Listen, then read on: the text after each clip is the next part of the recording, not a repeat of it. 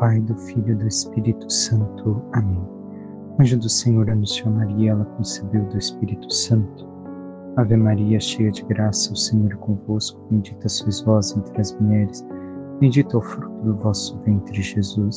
Santa Maria, Mãe de Deus, rogai por nós, pecadores, agora e na hora de nossa morte. Amém. Eis aqui a serva do Senhor, faça-se em mim segundo a vossa palavra. Ave Maria, cheia de graça, o Senhor é convosco, bendita sois vós entre as mulheres, bendito é o fruto do vosso ventre, Jesus. Santa Maria, Mãe de Deus, rogai por nós, pecadores, agora e na hora de nossa morte. Amém. O Verbo Divino se fez carne e habitou entre nós. Ave Maria, cheia de graça, o Senhor é convosco, bendita sois vós entre as mulheres, bendito é o fruto do vosso ventre, Jesus. Santa Maria, Mãe de Deus, rogai por nós, pecadores, agora e na hora de nossa morte. Amém. Rogai por nós, Santa Mãe de Deus, para que sejamos dignos das promessas de Cristo. Oremos e fundi, Senhor, em nossas almas a vossa graça, como vos pedimos, para que nós, que por anunciação do anjo, viemos a saber o mistério de vossa encarnação, paixão e morte de cruz, chegamos um dia à glória eterna dos céus, pelo mesmo Cristo, Senhor nosso. Caríssimo irmão e irmã, hoje meditamos a liturgia na memória de São Leão Magno, Papa da Igreja. E quem foi este grande homem, por isso chamado Magno? Foi um Papa que governou a Igreja no século V, diante de diversas heresias, em especial uma que naquele tempo dizia Jesus ser verdadeiramente Deus e verdadeiramente homem, mas confundindo as duas naturezas. Então, se enfrentava naquela época uma grande discussão teológica, ao ponto que um bispo do Oriente, chamado Flaviano, foi exilado. E o Papa escreveu Tomus ad Flavianus, justamente demonstrando que Jesus é verdadeiro Deus e verdadeiro homem, sem confundir as naturezas. Mas esta carta, quando chega para a defesa de Flaviano, exilado, ele já havia adoecido e vem a falecer, porém não deixou de defender a fé. Assim, Leão Magno, diante das invasões no Império Romano e tantas coisas que aconteciam, começou a reconstruir a civilização com a Igreja, vendo a civilização em decadência, a queda do Império, a decadência do Império, começa a reconstruir tudo agora em Deus. E, assim, demonstrou ser grande pela fé, pelo amor e pela defesa da verdadeira fé. E nos chama a viver na defesa desta mesma fé, a qual ele viveu, experimentou e assim ensinou outros a viverem também. Que possamos viver seus ensinamentos, amando verdadeiramente ao Senhor na sua igreja e crescendo no caminho da salvação. Entremos na liturgia de hoje. A primeira leitura é do livro da Sabedoria. E nos diz: amai a justiça, vós que governais a terra. Tende bons sentimentos para com o Senhor e procurai-o com simplicidade de coração. Vamos lendo o tópico, porque devemos de aprofundar o que a sabedoria está nos dizendo. Amai a justiça. Qual justiça? A justiça humana? Não. Os ensinamentos divinos, a justiça divina. Mas quem? Todos, mas de modo especial, aqueles que governam a terra. Que é o que eles não querem fazer. Hoje, em nossos tempos, são poucos os governantes que realmente têm um amor verdadeiro para Deus, buscam conhecer sua vontade e viver seus ensinamentos. A maior parte, infelizmente, dos nossos governantes, o que querem é o seu bem, com uma injustiça, poderíamos dizer. Devemos ter também, porque de certo modo também nós governamos. Alguns governam a casa, a família, o local de trabalho, e assim sucessivamente. O que nos pede que tenhamos bons sentimentos para com Deus e buscá-lo com simplicidade de coração, não com orgulho, não achando que já sabemos o suficiente e vivemos tudo aquilo que o Senhor nos propõe, mas com simplicidade, reconhecendo. Ele se deixa encontrar pelos que não exigem provas e se manifesta aos que nele confiam. Assim é o Senhor também para conosco. Se deixa encontrar se nós não exigimos provas, se nós simplesmente confiamos, como confiamos em nossos pais quando amamos nossos pais. Temos a plena confiança de que não nos farão mal, de que se nos lançarmos quando crianças em seus braços, eles vão nos segurar, nos proteger. Assim devemos de confiar no Senhor, não esperar uma prova e saber que confiando Ele se manifestará a nós, não de forma mística como talvez grandes santos que o viram, conversaram com o Cristo face a face, mas Ele se manifestará de alguma forma a nós. Por causa da nossa confiança nele, nós enxergaremos as suas manifestações. E nem sempre manifestação de forma sobrenatural, mas tantas vezes, na naturalidade da vida, reconheceremos seus sinais e a sua presença. Pois os pensamentos perversos afastam de Deus, e seu poder posto à prova confunde os insensatos. Então, pensamento perverso, um pensamento que tenha aversão às coisas divinas, nos afastam do Senhor. É o que normalmente são os pensamentos que nos guiam. Pensamentos com uma certa aversão ao sobrenatural. E às vezes não são coisas grandiosas. Quem já conseguiu eliminar as coisas grandiosas de aversão a Deus e busca o pecado? Louvado seja Deus. Mas às vezes em pequenas coisas temos aversão a certas propostas de Deus, ensinamentos dele. E o poder posto à prova confunde os insensatos. Por quê? Porque Deus manifesta o seu poder da forma que ele sabe ser o melhor, não da forma que o homem quer.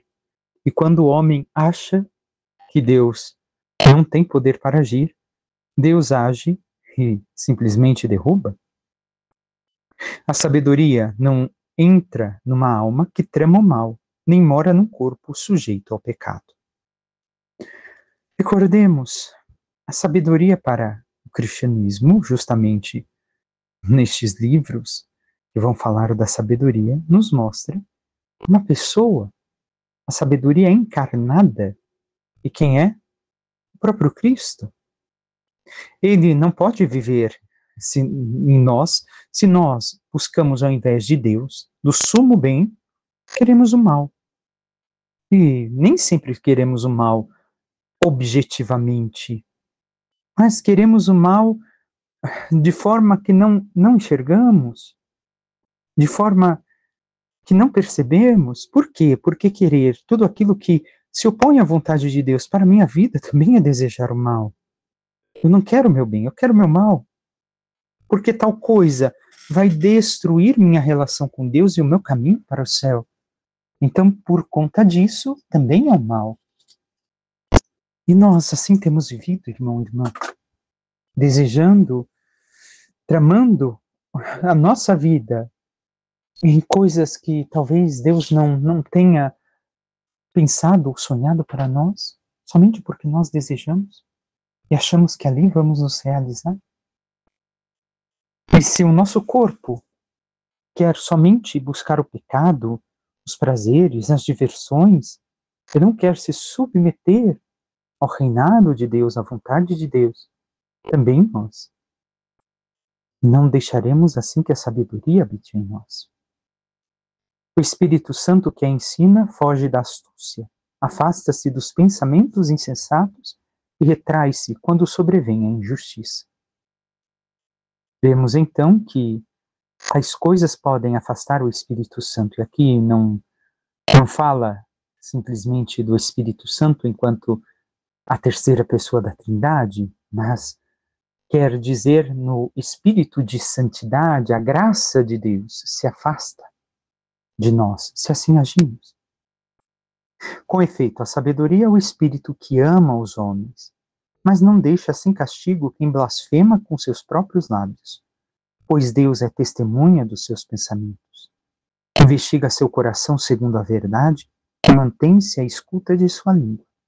Porque o Espírito do Senhor enche toda a terra, mantém unidas todas as coisas e tem conhecimento de tudo o que se diz. Agora sim fala ao final do Espírito Santo. Então, a sabedoria ama verdadeiramente os homens, é o próprio Cristo, que nos ama.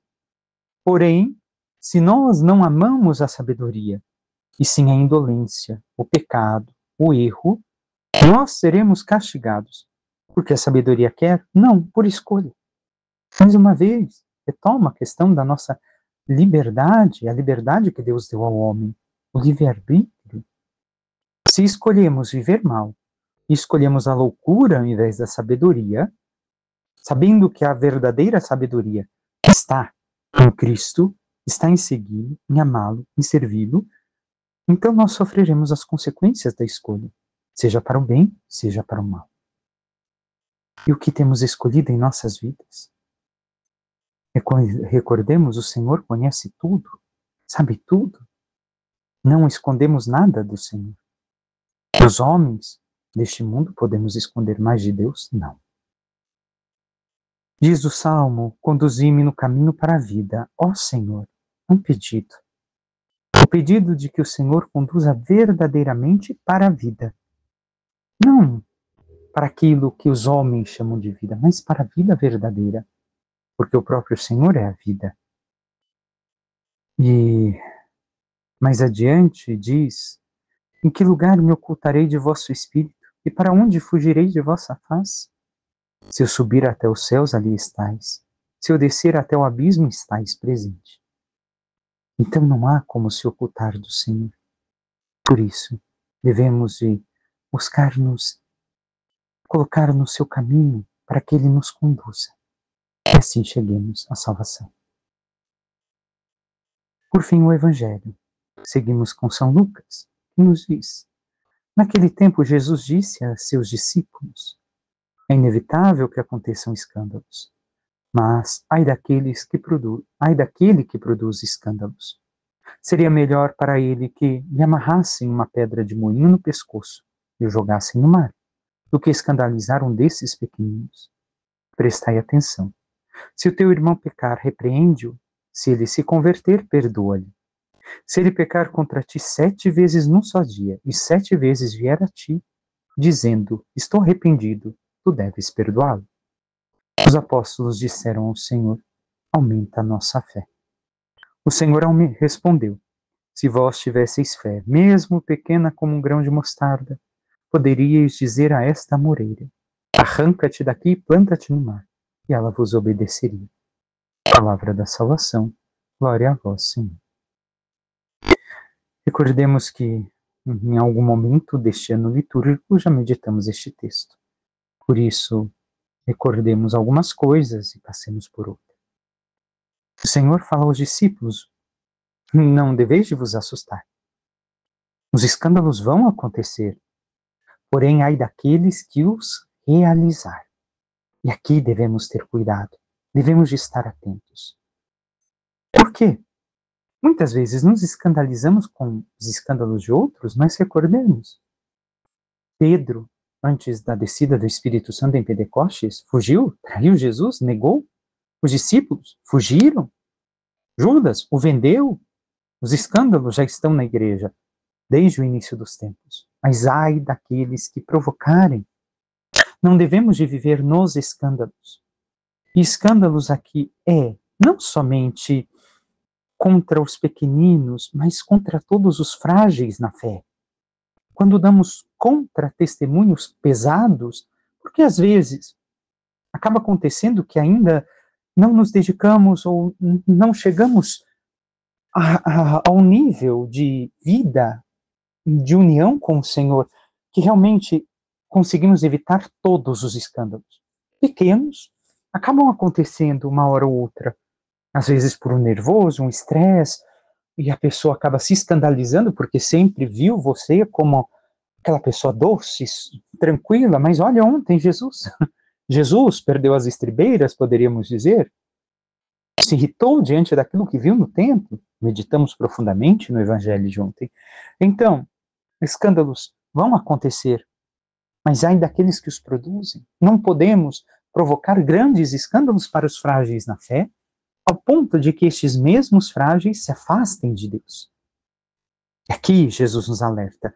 Seria melhor jogar no fundo do mar do que provocar escândalos, do que afastar as almas de Deus. Como tantas vezes aconteceu e acontece, de pessoas que afastam os demais de Deus por causa do contratestemunho pesado que dão. Vivem dividido entre duas religiões, vivem uma vida dupla, são casados e vivem o adultério, e aí as pessoas acabam descobrindo. E não é questão de descobrir, a questão é que está o erro aqui, aí daqueles que provocam escândalos. Isso não deveria de acontecer. Irmão e irmã, temos lutado para sermos fiéis ao Senhor e ajudarmos os frágeis na fé. Ou, pelo contrário, achamos que estamos muito bem e acabamos, por causa do orgulho, vaidade, inércia, ao invés de ajudar os irmãos a se salvarem, a se encontrarem na fé, os afastamos. E o Senhor, na segunda parte, ainda diz, se o irmão pecar, repreende-o, se converter, perdoa-lhe. Jesus nos pede que devemos de repreender o irmão. Repreender, corrigi-lo com amor, como quem quer que o irmão se salve, se cure, se transforme, se converta. Não com soberba, não com orgulho. Ei, por que você está fazendo isso? E você não é... Não. Meu irmão, posso conversar um pouco com você? Olha, percebi tal fato. Será que você ainda não conseguiu entender que o Senhor não espera isso de nós? Que não podemos viver assim? Que não podemos... Então, temos feito isto que o Senhor nos pede? E se ele se converter, perdoa, esquece. Desata este nó da tua vida. E se isso acontecer várias vezes no dia e ele pedir perdão, perdoa-lhe. Aqui os discípulos pedem. Aumenta a nossa fé? Senhor, isso é difícil. Se é difícil perdoar uma vez, imagine 7 vezes um dia. E agora Jesus responde que eles ainda não têm a fé plena. Por quê? Porque vão recebê-la com a vinda do Espírito Santo, com a ressurreição de Jesus. Ainda estão aprendendo os passos da fé. E Jesus, por isso, lhes diz, se tivesseis, ou seja, não tendes ainda fé, mesmo pequena como um grão de mostarda, minúscula, de 2 milímetros, faríeis com que esta moreira se lançasse ao mar, poderíamos assim dizer. Ela vos obedeceria? Mas quero dizer a moreira física? Não. Cortemos aquilo que meditamos da outra vez. A moreira tem raízes profundas e largas. Então, faríeis com que esta moreira, da dificuldade, poderíamos assim dizer, da nossa vida, de viver a palavra, a vontade de Deus, o amor, o perdão, nós diríamos a ela, arranca-te daqui e lança-te no mar, não permanece na minha vida. E assim aconteceria. Mas, irmão, irmã, temos esta fé que o Senhor já nos deu, pelo batismo, pelo Espírito Santo derramado sobre nós, e por aquilo que nós nos instruímos na igreja. Peçamos à Santíssima Virgem Maria, nossa mãe, que interceda por cada um de nós, nos ajude, cada vez mais, escutarmos os ensinamentos do Senhor e, assim, pedirmos a Ele que nos ajude, aumentando a nossa fé, a viver tudo aquilo que Ele nos ensina, para que, caminhando ao seu lado, na sabedoria verdadeira e na santidade, possamos um dia chegar à glória dos céus. Louvado seja nosso Senhor Jesus Cristo, para que sempre seja louvado. Por intercessão da Santíssima Virgem Maria, de todos os santos e anjos de Deus, desça sobre vós, vossas famílias, vosso trabalho e tudo o que vos pertence. A bênção do Deus Todo-Poderoso, Pai, Filho e Espírito Santo. Amém. Um santo e abençoado dia a todos.